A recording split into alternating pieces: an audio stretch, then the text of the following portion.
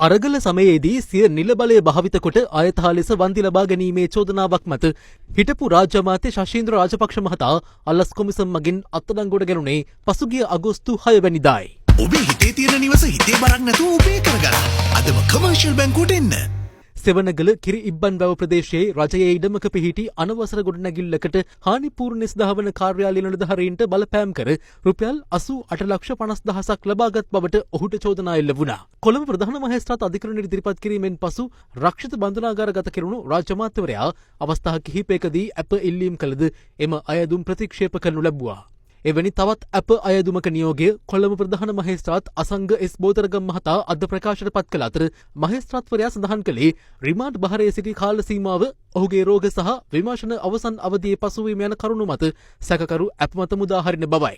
ඒ අනුව සැකකරු රුපියල් 50,000ක මුදල් අපයක් සහ රුපියල් ලක්ෂ 20 බැගින් වූ ශරණප 3ක් මත මුදා හැරීමට නියෝග කළ මහේස්ත්‍රාත්වරයා සැකකරුගේ විදේශ ගමන් තහනම් කළා. හිටපු රාජ්‍ය අමාත්‍ය ශෂීන්ද්‍ර රාජපක්ෂ මහතාට අප හිමි වූයේ දින 70කට පසුවයි.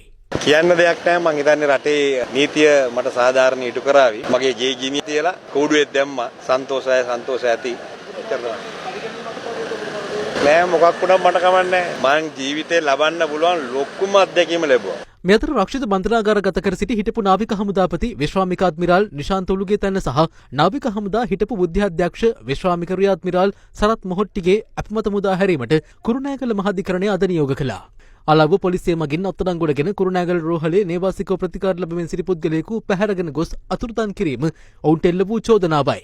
සැකකරුවන් දෙදෙනාට වෙන්වෙන්ව රුපියල් 50,000ක මුදල් අපයක් සහ රුපියල් ලක්ෂ 10 බැගින් වූ ශරණප දෙකක් නියම කළ කුරුණෑගල මහාධිකරණ විනිසුරුවරයා ඔවුන්ට විදේශ ගමන් තහනමක්ද පැනවුවා.